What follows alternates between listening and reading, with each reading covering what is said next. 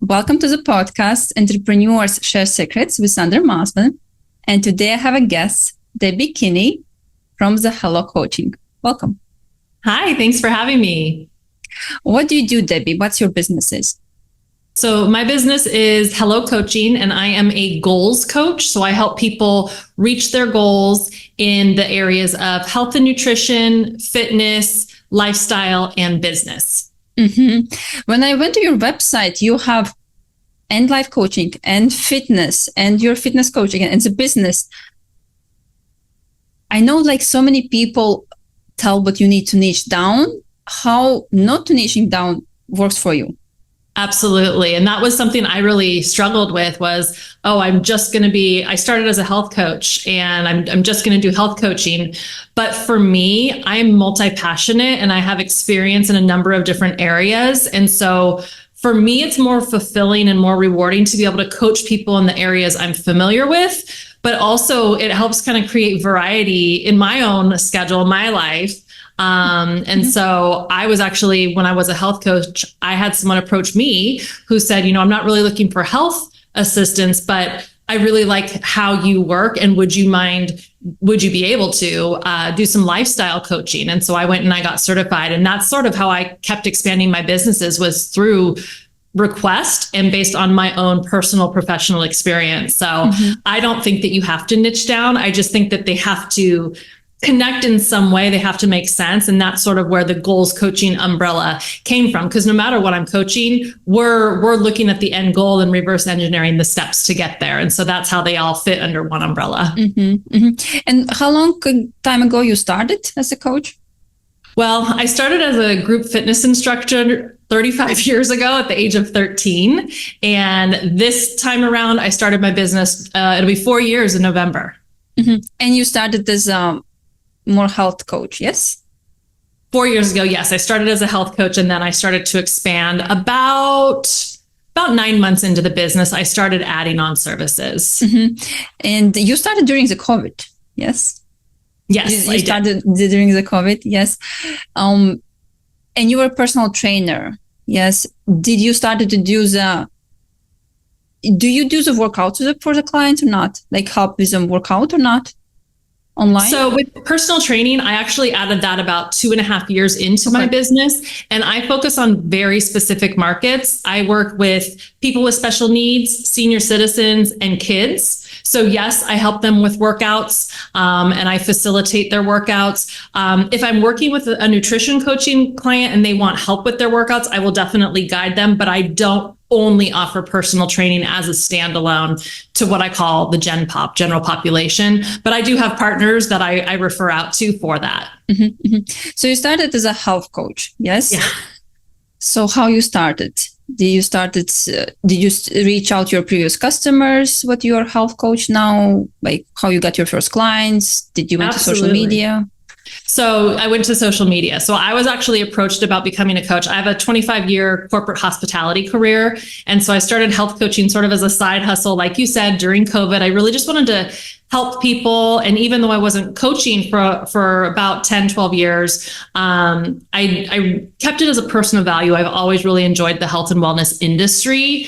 And so it felt very natural when I was approached about becoming a coach to go into that. So as soon as I made the commitment and understood what it was going to be all about, and I was really excited, I went to social media, I announced it. And so a lot of my social media friends came to me with interest, and that's where it all started. And when you say what you got approached, is it like somebody liked your personality and they told like, can you be a health coach? How does that they reached out to me and said, wow, like you're very knowledgeable. This is obviously like you show your own videos out hiking and doing a lot of active things. You talk about nutrition. You'd be really, really great at this. Would you be open to a discussion? And so I said yes. And at the time I was actually coaching people, but I was coaching hospitality professionals because the industry was sort of shut down during COVID. And so I was trying to coach people who were frustrated and trying to get into the business. And we were working on resumes for when the industry reopened. And after a certain amount of time, we just didn't know when the industry was coming back. So it that kind of slowed down and got real quiet. And at that time, I was approached about coaching with health and nutrition, and it was just the perfect timing. So what was your first client? They wanted to, I know like in the health coach, they have so many different areas of like lose weight or get fit or different kind of areas. What your first client wanted? My first client wanted to lose weight and to fit in their clothes again. That's a big one. The majority of my clients are women about 45 to 60 years old, and most of them want to have some form of fat loss and or wardrobe gain. I saw on your social media, you have this circle of different niche for the health coach. I will remember again, like weight loss, maybe gains the energy, something else there was. Just different. And the like weight loss is like biggest one for people who want to do. Yes. That's typically, and for me, it's all about fat loss, because if you're losing weight in general, you're losing muscle too, which is what we don't want. We want to maintain or build muscle while we lose fat, because the health benefits come from muscle, and having too much fat in our body actually detracts from our health. So I really focus on fat loss and muscle maintenance or muscle gain. And as a health coach, do you check do you create their food list, what they should eat? Do you check their blood? No, so I'm not a registered nurse, dietitian, nutritionist. That requires a medical degree. I can consult and guide on nutritional choices. I can educate about, different vitamins and macronutrients, but I don't write or test, I don't test blood. I don't do anything medical. Okay. So how do you work? Do you check what they eat? Depends on the client. I customize the work that I do with every client. Typically, we are looking at some sort of a nutrition guide. So whether that's guided by calories, whether that's guided by macronutrients, which would be ratio of protein to fat to carbohydrates. Sometimes I'm working in tandem with either a mental health professional or a medical doctor. So I have clients that are on the GLP-1s. So I'm working in tandem with a medical team to help clients with behavioral changes. That's really where I focus, is the behavioral changes, the habits. And that can be outside of nutrition too. That can be sleep. That can be hydration. That can be stress management. So there's a whole realm outside of health coaching that's not just pinpointed into nutrition and fitness, although the majority of physical changes that my clients are after, it does come back to nutrition. But sleep and stress management are two huge factors that a lot of people sort of ignore when they're trying to, quote unquote, lose weight. And so we do spend a lot of time trying to create better habits around those as well. So this is where the life coaching and the goals comes, like life coaching, how to work with your stress levels. Yeah, that is a part of life coaching. Life coaching, in the way that I approach it, it's more like life purpose. It's about prioritization. It's about time management and organization. So you can see they dovetail beautifully. And I have some clients that for one quarter, we're really focusing on life coaching, and in another quarter, we're really focusing on their health and nutrition and fitness. And so we just stay flexible depending on what their top priorities are and where they're seeing successes and where they're feeling drawn to really focus. I don't decide those for my clients. My clients come to me and we talk about, what are your goals? I present options. I present plans on how to get there. But ultimately, it's really taking the science of how strategy and a goal achievement works. I'm sort of the conduit and the educator and the guide. And then ultimately, it's up to the client to implement the plan. And that's where the results come, when those three things align. How do you approach the clients who come to you and tell, I want to lose 10 pounds in 1 month? That is a great question, because I get that all the time. So I really try to dig down deeper into why. What's the rush? What's the deadline? I don't coach a diet, and I'm very transparent about that with everybody I talk with, but also on my social media. I don't coach diets. I coach sustainable life changes and habits. And so we sort of back into what that looks like for them and why they have that deadline and why the 10 pounds. Is it a medical issue? Is it they want to look great in a bikini because they're going to a beach vacation? And then we sort of talk about, what that means. And I may not be the right coach for them at that point. And I'm very transparent in telling people, I don't think I'm the right coach for this. And if I can, I'll connect them to other people and give them other resources to check out. But if we don't align philosophically, then we're not going to be set up for success from the beginning. So the 10 pounds in 1 month, I have had clients that have lost 10 pounds in 1 month, but that wasn't their end all be all goal. Mm-hmm, mm-hmm. So what's your story? Why you got into this industry? Did you had some, again, like I know so many people, maybe you tried the diet or maybe there was some issue, and do you have some kind of inspirational story where like why you got into the health industry?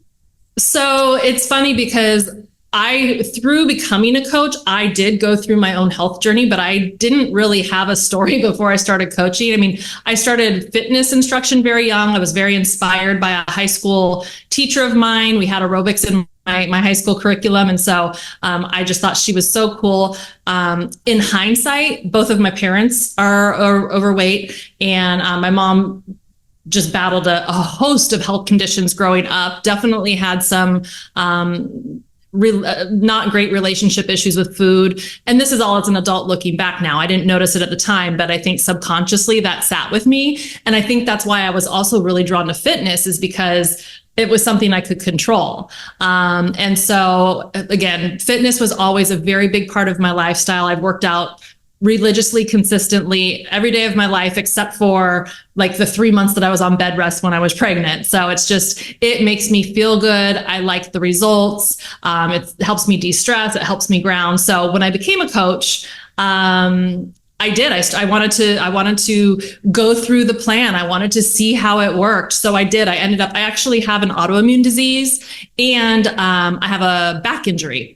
And so I was at the age of 45 when I started my business. And those two things I was feeling as I got older. So as I went through my own health journey, I actually lost 26 pounds and 17% body fat, which I didn't know I had to lose, to be honest. But I feel better now at 48, almost 49 years old than I did in all of my 30s and 40s. And so it just really speaks to when you eat the right foods, when you work out appropriately. I mean, like I said, I've worked out almost every day of my life, but pre-becoming a coach, I was in a boxing gym, high intensity workout 6 or 7 days a week, causing more inflammation and more injury to myself than actually doing good. Now that I've actually created a better workout system with variety, with stretching and mobility, and with strength and resistance training, I am stronger, healthier, and happier now than ever before. And so it's been great to kind of be the guinea pig of my own program myself, because then I can speak with clients. Mm-hmm. And even if I haven't experienced something that maybe a client is experiencing, I probably have coached someone that has. And I've got a network of coaches that I can rely on. And so it's a really great system to be able to give people hope, whether I've gone through it personally or I have the resources to help navigate it. And so, yeah, I did have my own health journey, but it wasn't necessarily intentional. But now the more that I learn and the better I feel, the more I just want to continue to optimize my own health as well. Mm-hmm. And for the people who want to lose weight, how much percentage do you think is eating right, fitness, and mindset?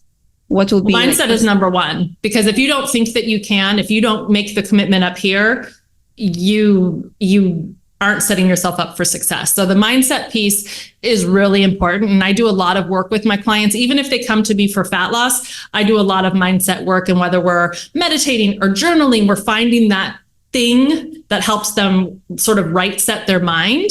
Affirmations, there's so many ways that we can work on mindset, reading, but mindset is definitely number one. And then just in terms of the goals, if it's weight loss, nutrition is going to be more important than fitness. Mm-hmm. How you fuel your body and the proportion of protein to fat to carbohydrates that you ingest will create how your body looks and feels. If you're eating the right number of calories, so let's say you're supposed to be eating 1,500 calories a day, which is on the low end, by the way. But if you're supposed to be eating 1,500 calories a day, but 90% of that is fat, you're not going to feel good and you're not going to look your best. And so that's where I really work to help clients and educate them about what those ratios should be. I will help them with menu options. So we talk about, whether you're eating 3 times a day or 6 times a day. So how many calories should you be eating per meal? What is that ratio? What types of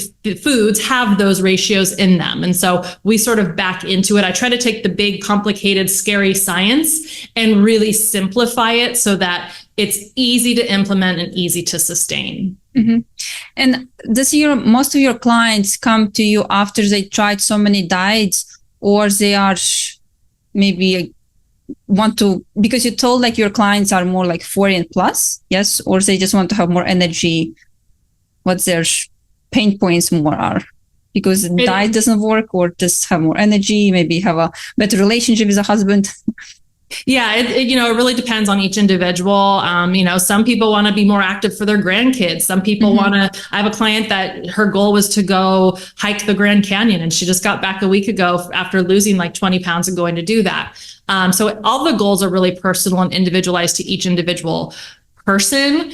For the group that I coach, and again, I coach outside of this, but in terms of health and weight loss, primary age is about 40 to about 60, which is perimenopausal, menopausal, and postmenopausal. So they're going through hormone changes and they're not understanding, why am I accumulating belly fat? And there are scientific reasons behind that, but we're not all scientists. None of us are necessarily doctors. And so I can give them 3, 4, 5 pieces of information that help them understand why it's happening. And when you understand why something is happening, then you can figure out what to do about it. Because if you don't know why it's happening, how do you know what to do? Mm-hmm. So we look at their goals, we figure out, okay, why are we in this position? Is it choices we're making? Is it time of life? Is it just we gave up? Is it the diet that I subscribed to didn't work, quote unquote? Mm-hmm. But nothing works if you don't actually work the program, right? So that's where I say we have to combine the science with my guidance with the actual implementation by the client. But yeah, the clients themselves, they may have a host of different reasons, but primarily they want to feel better, more energy, better sleep, better intimate relations with their husbands. And especially in that season of life with perimenopausal and menopausal, so many changes going on, hot flashes, you name it. Typically they want to feel better and they want to fit in their clothes again. They don't want to feel bloated. And so that's what we're primarily targeting in that particular age range. Mm-hmm. And you see that you don't need the blood work to tell what's wrong with it, like for example, body fat, maybe it's the hormones changing or something wrong, and the blood work really don't need it. So the data that I work with is typically scale weight, photos, measurements, and body fat percentage. I encourage every single one of my clients to get a blood test and to get medical direction. If they get medical direction, so I have a client that I'm working with right now. She's got some hormonal things going on. She's doing some patches to try to, and they're not helping. And so it's getting worse. I don't advise on that. I cannot advise on that. We focus on what we can control. And then I guide her back to her doctor for the things that we can't. Then once she meets her with her doctor, she tells me what their next plan of attack is so that we can make sure that what we're doing is supporting that instead of, combating that. Is there any diet what is maybe not bad diet what people should try? It's individual. A lot of people swear by intermittent fasting and that is how they live their life. I personally have coached a number of people that have done intermittent fasting and ended up with eating disorders from it because of the sort of that binge mentality during the time frame that they can eat. So everybody is really, really different. I don't typically advise on type of diet. I focus on the numbers and the data, which is number of calories that you should be eating for goal and the breakdown of the macronutrients for that goal. It's super easy. I can get those numbers relatively quickly with just a little bit of data. And that's where my clients really see the results. And that's where they learn to take it from being a diet and having to eat this way for a certain goal to being able to live their life and enjoy their food and not have it consume their thoughts all the time. They just learn how to eat properly to fuel their body. And what's the benefit of, I think I know the benefit, but what's the benefit of working with you or just somebody who I will try to eat healthy, like person who like do it by yourself? So a lot of people are successful doing it by themselves. I mean, there's so much information out there now. I mean, you can go to social media, you can go to Google, you can go so many places. For someone like me, you're getting a shortcut to information where you're not having to figure out the science on your own. You're also getting the accountability. So I do a monthly longer Zoom or in-person meeting if my clients are locals, because I work nationwide, coast to coast. And so a lot of my clients aren't even in town. The ones that are in town, I'll meet with them face to face. We'll do a Zoom, 30 minutes. We're really digging in for the month, where we want to focus, what our strategy is going to be. Then every week we're having a shorter check-in call where we're checking in, like, where are you feeling really good? Where are you feeling successful? Let's build on that. Where are you struggling? Where are you feeling challenged? Where are you feeling resistance? Let's dial into that a little bit more.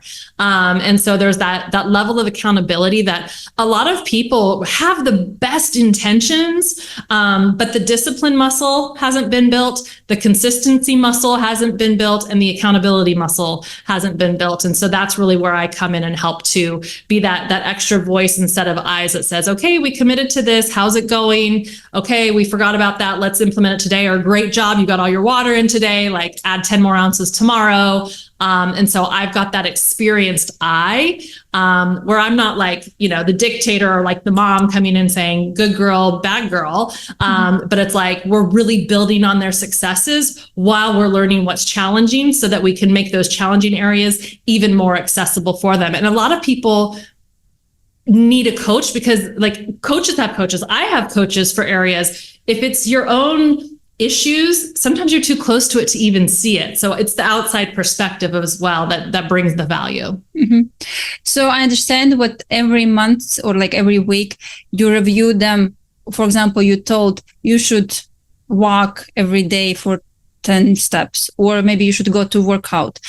And then after 1 month, they come to you and say that, Debbie, it really didn't work right. I didn't have time for it. And this is what you review, kind of adjust the plan. Yes. Or they need to eat 4 times a day. You told like in the beginning, it's good for you to take 4 times a day. And then like after 1 month, they come to you and say, I can eat only 2 times a day. And then you adjust the plan. This is what you're meaning. Something we didn't work out, something worked out.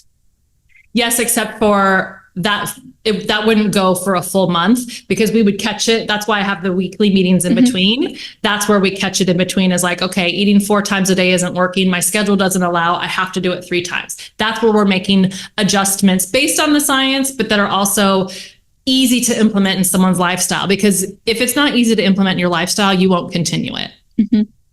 And if some people say that I don't like this, cucumbers and pasta or like beans, and I just want to eat the nuts and like some chips, how do you work with it? Like, I'm too tired of eating healthy. It's not tasty. I know, right? Well, I mean, there's a couple of different strategies for that. So number one is you find healthier alternatives of the types of foods so that have the flavors and the textures that they like, but that are a healthier format. I have the biggest sweet tooth in the world, and I pride myself on making really healthy, nutritionally dense desserts now.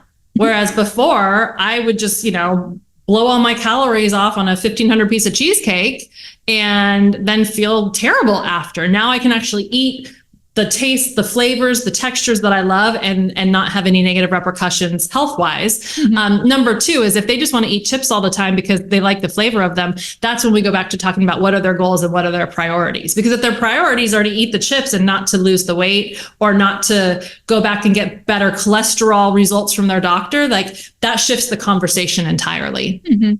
But it should be easier to work with somebody who are in their 40s or 50s, 60s, because they are grown-up people, than to somebody who are like 25 years old or like 16, who are just like, I don't care about my health, I'm healthy and I can eat whatever I want? Yes and no, because sometimes you're then undoing 30, 40, 50 years of bad habits or misinformation, or, our science is changing every day. So sometimes, what my parents were raised on as far as what's healthy is not considered healthy anymore. And so sometimes you're actually undoing and unlearning things in order to relearn more accurate or more up-to-date things that are going to be, create healthier or better habits or better choices for someone. Mm-hmm. Do you do some master classes where you teach some, or like where you show the myths for the healthy food and what's not very healthy, or what you think, like intermediate fasting, is it healthy or not?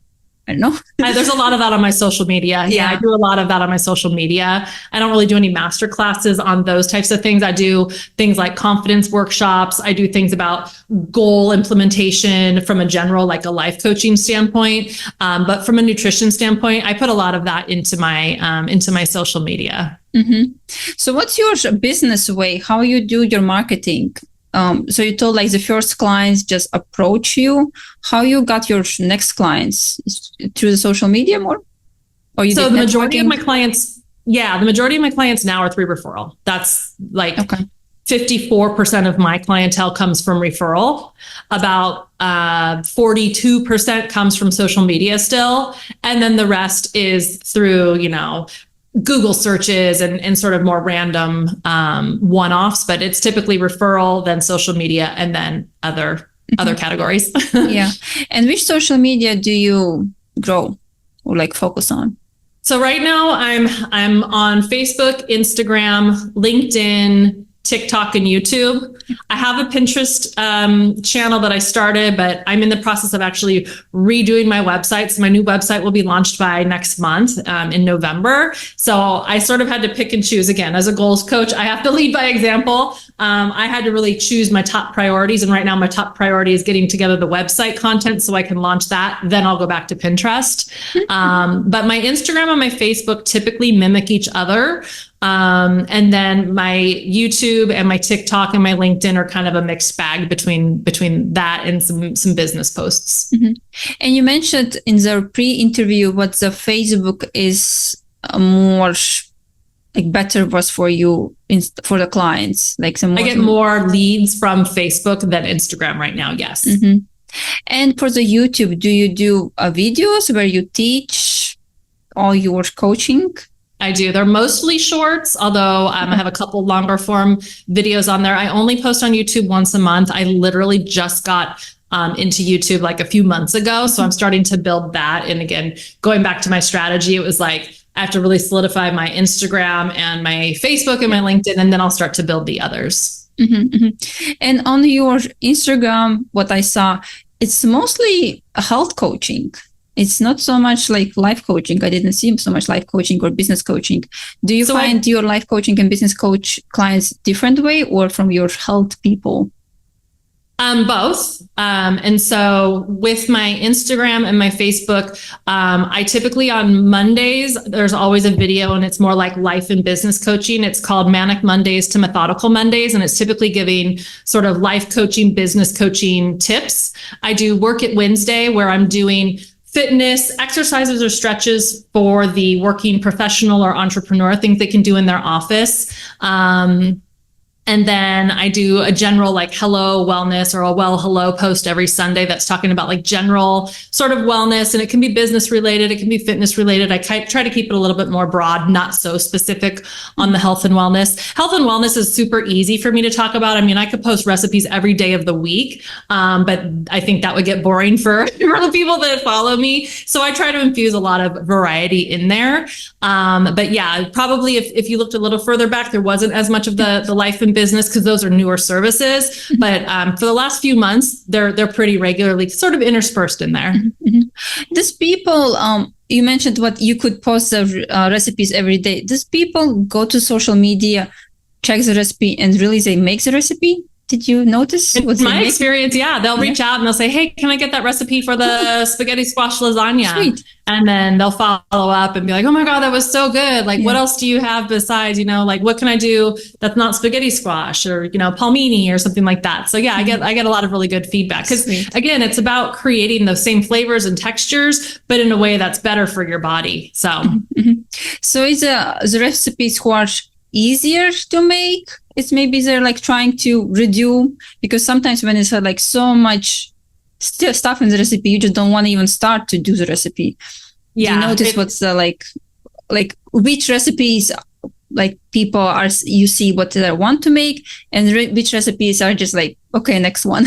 Yeah. I mean, if it's difficult, time consuming, or ingredients I don't have or can't easily get, I'm not even going to make it. So everything that I post is either, I do a lot of use what you have recipes based on things that are just in my fridge and in my pantry and in my freezer, because that's just more relatable. And if you don't have cabbage and you have shredded lettuce, then sub them out. Like, I'm all about quick, easy, and healthy recipes. So anything that you see on my feed is not going to take hours or days. It's not going to be super convoluted. It's going to be really straightforward, delicious, have great flavor profiles, great nutrient density, but it's going to be easy and quick because that's just my lifestyle too. And in your working with a client, do you go to their kitchen and pantry to throw away all the chips and the sauce, or I know some ice cream? Not typically. Not typically. There are a couple of clients where they don't know what they don't know. And so I can do that. I'm not opposed to that. But I don't like to be the food police. I don't want to be, the someone that I run into a client at the ice cream shop and they're like, oh my God, there's a time and a place for ice cream. Like, I am not the person. I am not the food police. I am not the one that's going to be like, how dare you be at an ice cream shop on a Friday night? I post pictures of my family and I at ice cream shops. For me, it's all about, if you're eating according to your goals 95% of the time, go have the ice cream, go have the glass of wine, go have the pizza, like whatever, pick your poison. But yeah, I can offer that service, but it's more about empowering people to make better choices than really like being the food police. How's the alcohol actually? Alcohol is pretty big in the calories. And do you see what clients drink less, more, how you approach this topic? Alcohol is one of my most challenging topics, to be honest, because people don't think about alcohol in the same way that they think about food. Like, for better or for worse, we classify foods as good food, bad food. We all kind of know, I would say, healthier or maybe not as healthy, more aligned with your goals, less aligned with your goals. Alcohol is a really slippery slope. And it's where a lot of my clients that fail to see the successes, that fail to implement the plan, it's typically because of alcohol. Alcohol, once you have one, typically your inhibitions are down. So you either have 2 or 3 drinks or more, or you're then going to eat food to soak up the alcohol that's not as healthy and not what we had, typically planned for you to be eating.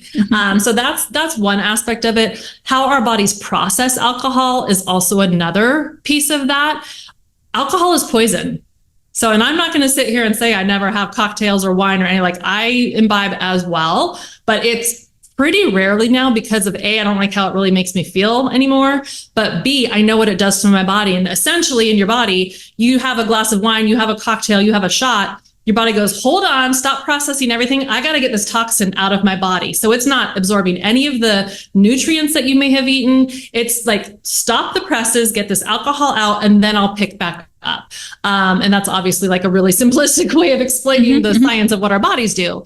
But it messes with how your body processes what you're taking in. And so, yeah, typically the clients that I have worked with that are really struggling the most are the ones that are having challenges with eliminating or reducing alcohol. And how do you work with it? How do you tell them you should drink less, or you should have only good wine?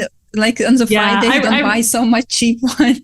Yeah, I mean, it's all scientific. It's all black and white in data. So we'll look at food logs. And if I'm seeing 4 glasses of wine and everything else is on par and the scale's not moving or their body fat is going up, it's very black and white. It's just a conversation. I don't really use the word should in any of my coaching conversations, because it's about making choices. It's about the client coming to me and saying, these are my goals, and me presenting options. So if they're choosing to eat on or off plan and have the alcohol, then it's really a question back to them of like, okay, did you feel good after you had those drinks? Were you okay with the choices that you made? Did you regret it? Because a lot of time there's like regret and guilt and all of that comes up. And so then we have to, talk through that a little bit, and how to mitigate that and manage that in the future. So each person is a little bit different, but it's really just presenting like, okay, these are what your goals were. This is what you did in real life.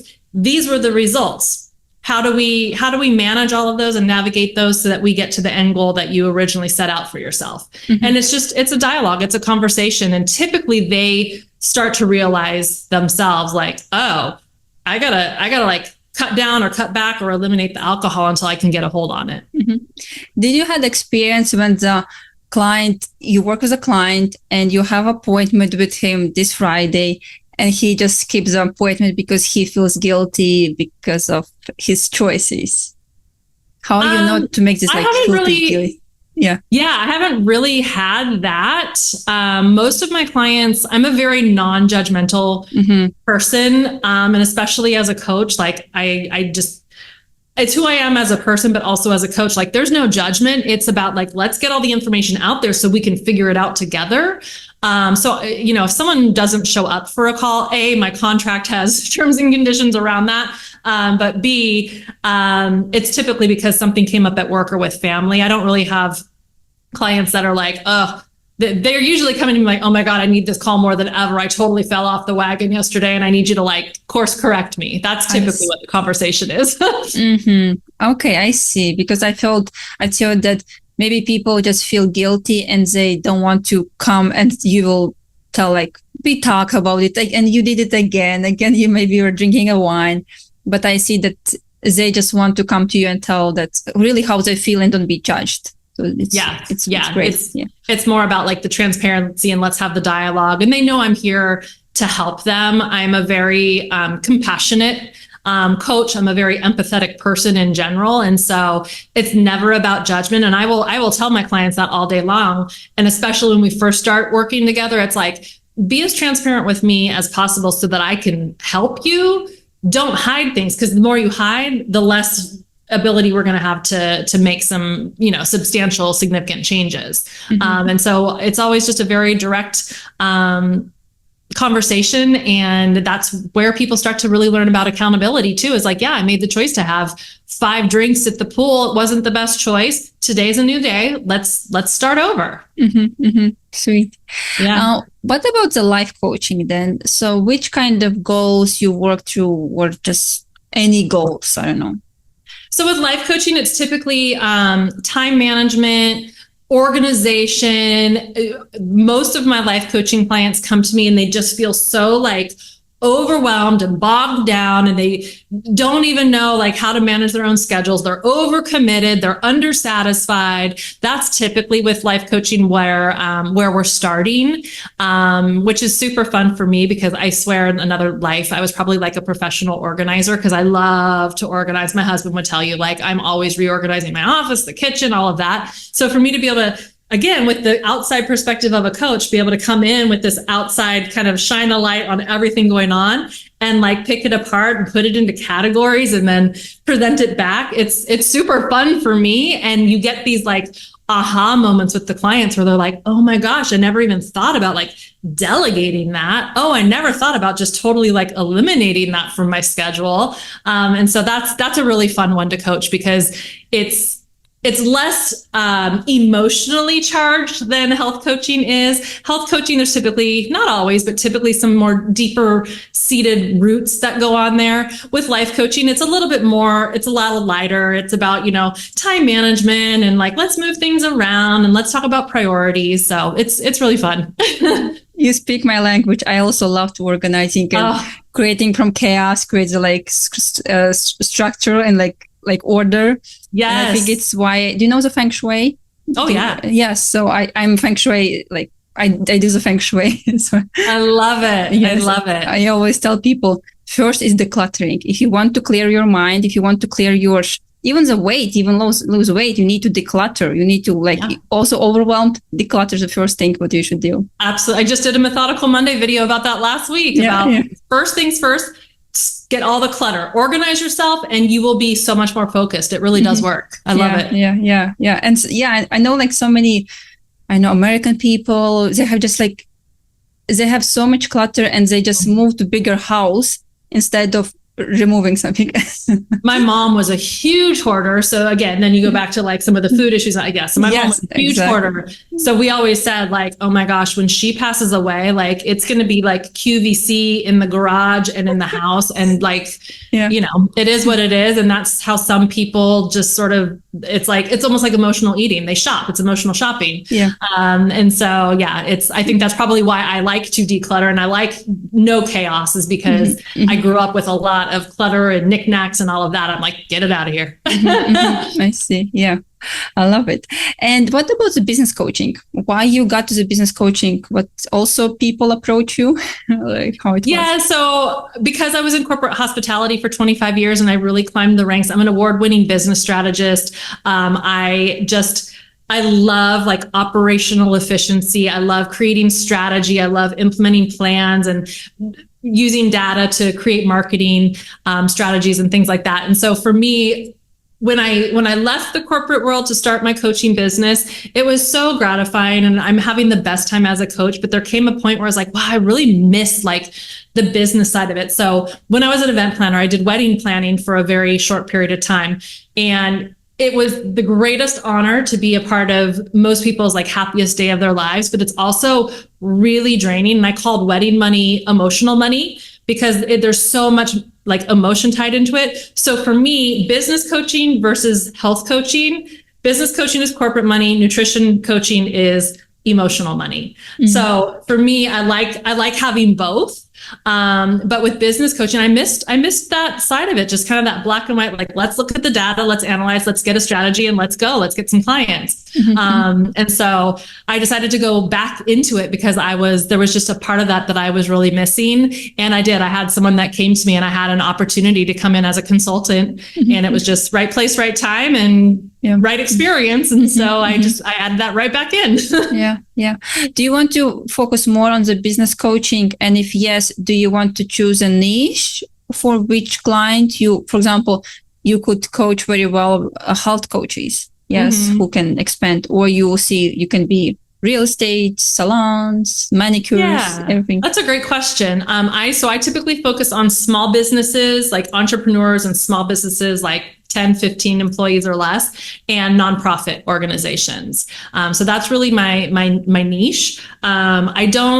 I don't necessarily coach other coaches. You know, I feel like amongst coaches, you all kind of mentor each other and you sort of talk about different strategies and systems and things like that. But I don't really coach other coaches anymore. I did for a short period of time, but I'm really more focused on other businesses. I work in a lot of like hospitality, just again, because of my experience. I do a lot of hospitality consulting and nonprofit consulting. So what do you think about the coaches for coaches? This like coach, how to make more money for coaches, again, make money for coaches. What do you think about it? I mean, it's not for me. I think, I've said before on other podcasts, I've said, you always want to have coaches. And if you're hiring a coach, you want your coach to have coaches. Like you want to believe in the system and the value of a coach. But for me, it's like, I want coaches who can coach me on my coaching, but I also want other perspective from other business avenues outside of coaching, because I think the two of those perspectives together are going to create a more well-rounded, holistic business.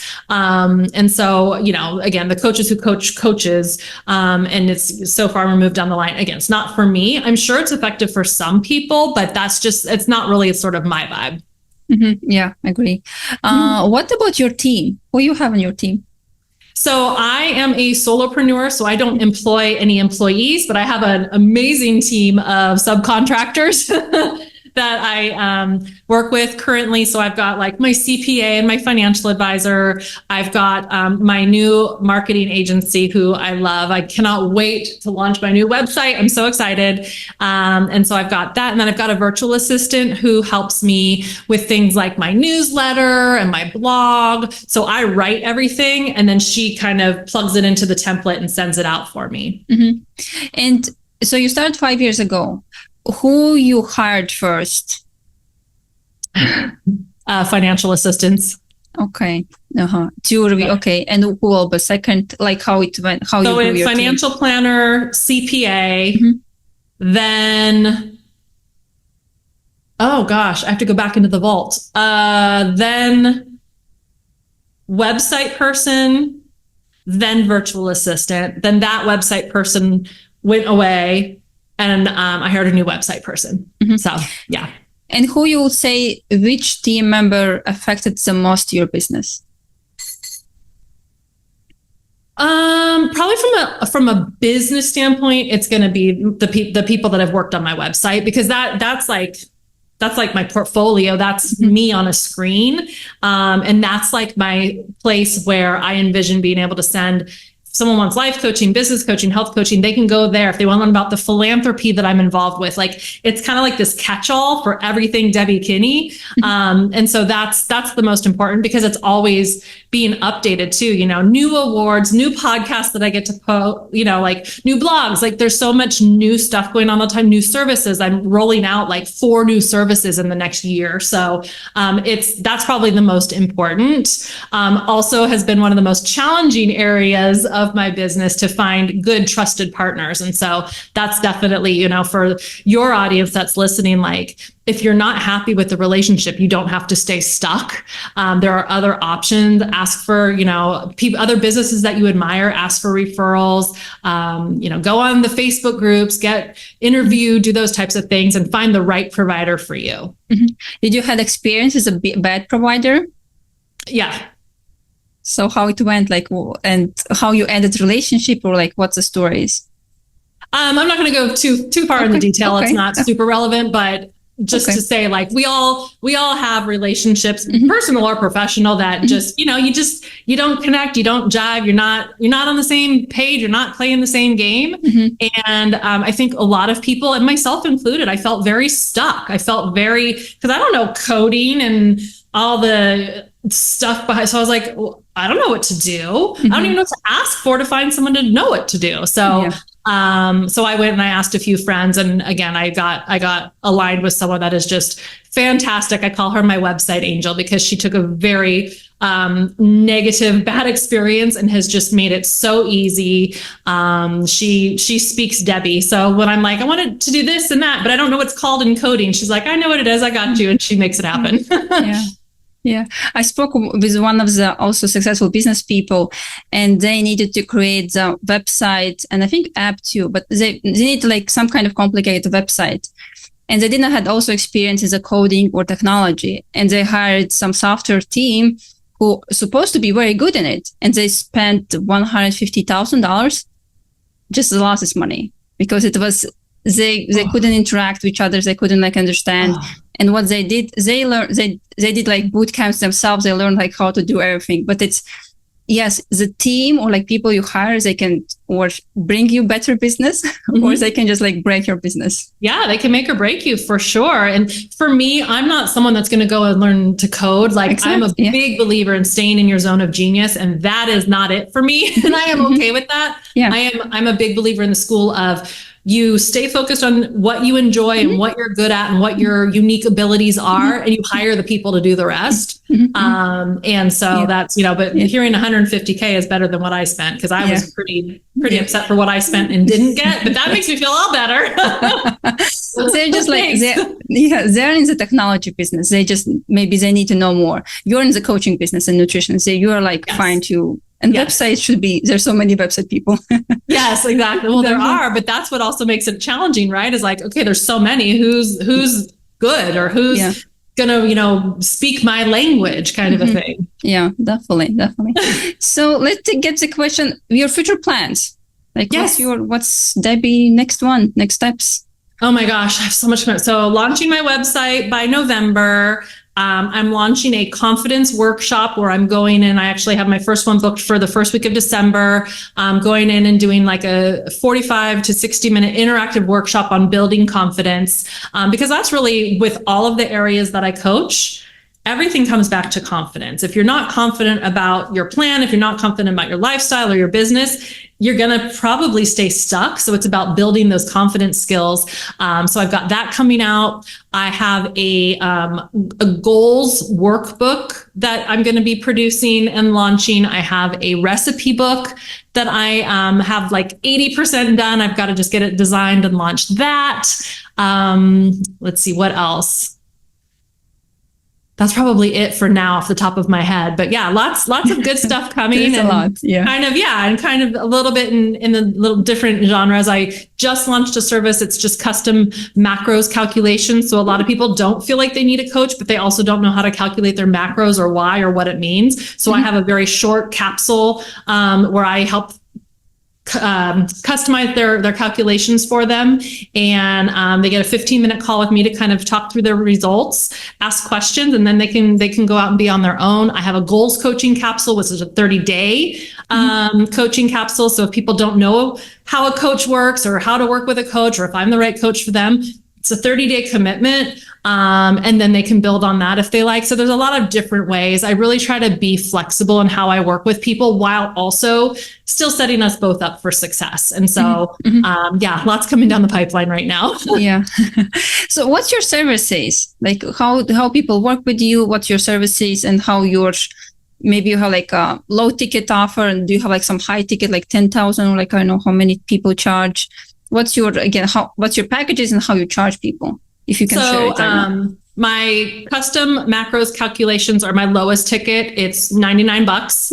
And again, that includes the 2 different macros calculations, one for an inactive day, one for an active day, and then a 15-minute call with me, plus some information, some education on macros. Then I've got my goals coaching capsule, which is $300, and that's a 30-day commitment. And then from there, my goals, so whether it's health and nutrition, life coaching, business coaching, I can do 3-month packages, 6-month packages, 12-month, or just on retainer. That's how I kind of, just depending on where the business is at or where the person is at and what they need. I try to stay pretty flexible with that, but I typically don't coach for less than 3 months, except for the other 2 that I mentioned, just because it takes some time and some energy to just get your footing. Like even when I was in the corporate world, when I hired someone, I told them up front, I don't expect to see results for 3 to 6 months. Here's why. It takes you a minute to learn the culture. It takes you a minute to learn the information and the company, and